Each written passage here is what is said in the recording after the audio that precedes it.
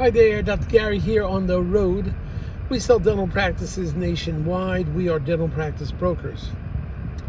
I was a dentist for 15 years, now doing the dental practice brokers for, 25 years I was a dentist, doing the dental practice brokers for 15.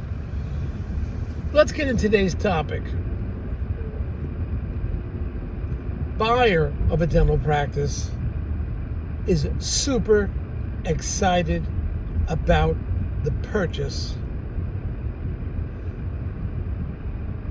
but doesn't have complete set of financials and data.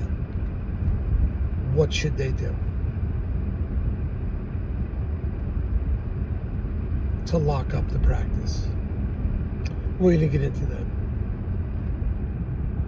As you know, we have 10 employees, including 2 CPA accountants. We're in 25 states. We're open 363 days a year, except Christmas and Easter, all to serve you. Our phone number is 201-663-0935, and our website is dentalpracticeguide.com or nationwidedentalpracticebrokers.com. Remember, of course, all this information is for entertainment. It's not legal advice. Now, if some of you want to sell to the bigger corporate DSOs, please call us, because often they'll pay our commission. And we're not employed by them, we're independent, but we know who the best ones are. We know who's having trouble, and we'll guide you accordingly. And often they will pay our commission, so there'll be no commission for you. DSOs are looking for practices grossing over $1 million, 5 operatories, hopefully. Doctors willing to stay on a few years. That's basically their criteria. And it could work out. They're always going to pay more than a private dentist would, but there's other holdbacks too, of course. But either way, they pay our commission. So, also, by the way, if you're selling a practice, any practice over $1 million, call us, because upon successful closing over $1 million, we will reimburse the seller's legal fees upon successful closing, based on some minor criteria. But we'll take care of that for you. All right, what do we do now? We have a buyer. They are head over heels over this practice. They've been looking for a while. They know the numbers. We have the tax returns. I don't think we have the lease. We have some other basic data. The doctor's seen the office. They're excited about it. The seller likes the buyer likes the seller, and that's important. Yes, cash flow is critical. Cash flow determines the final sale price, but at the same time, having a good feeling about each other, buyer and seller, goes a long, long way, believe me. Even sellers willing to discount a little bit because they like the buyer, because they want to put their patients in good hands. So this buyer really likes the practice, but we don't have all the data. Maybe we have some tax returns. I don't think we have the lease.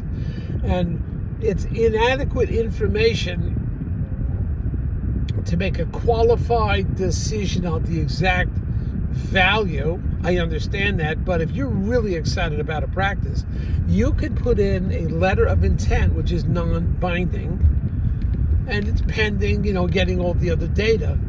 And you could put in there, pull it off the market. We'd like to give you a letter of intent, and you're going to give a high dollar amount, I imagine, fair dollar amount. And you put it in there, please refrain from showing the office to other doctors, because you're really serious. So you put the letter of intent in, it's written, it's delivered to the doctor, and I think that it's not a bad idea to do that. Hold on.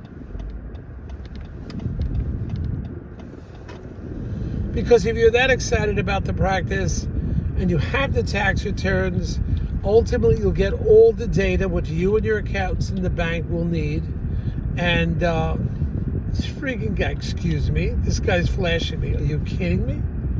I'm on a 2-lane road. I think he's going to pass a double line. Like, where are you going, pal? That's so important.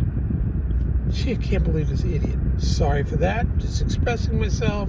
This guy's obviously a little anxious, probably not self-employed. And if he was, he'd be able to take his time.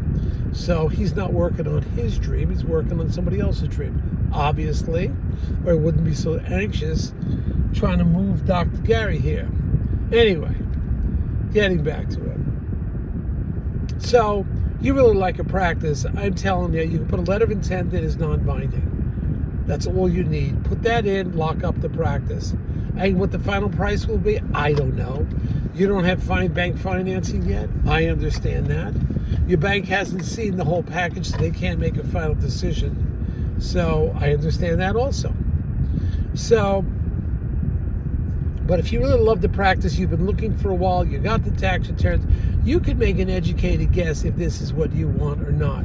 You put the letter of intent in, non-binding, and if you don't get the right, you don't get all the data, which you will need to make a qualified decision, you can always pull out and say, I don't want to practice now because you had a non-binding letter of intent. All right? That's what you do. And I think it's a very wise move. I said before, you wind up paying like 10, 12, 15, 18% more than market value of what you're comfortable with. You're going to make the money back. The money is coming back to you because you're buying a business. The seller's not getting any more money. And the extra money you're paying now, again, ultimately you have to speak to your attorney, your accountant, your bank. I'm just giving my opinion. You're going to make that money back. Because the average office could easily do in the United States a 20% increase the first year. It's possible. I've had ones that have done significantly more than that. $480,000 practice doubled in 6 months. A $475,000 practice went up 20% in 60 days. It's possible. They did it. I know they did it. So, that's my suggestion to you. Put the letter of intent in, continue gathering all your other data. If it doesn't match up, you pull out. But now you've got the practice. And probably he's going to buy it or she's going to buy it anyway, because it's a good opportunity. And I think I have so many people after the practice too, because I just started marketing it. So move on and jump on and be a little aggressive. I realize this could be one of the biggest purchases of your lifetime. But in the end, it should work out very well for you. Don't worry about a thing. Thank you for listening. Hit the subscribe button. Get all the updated info, and away we go. All right? Great speaking to you guys. And I'm going to the DICA meeting very soon. And I will be... excuse me.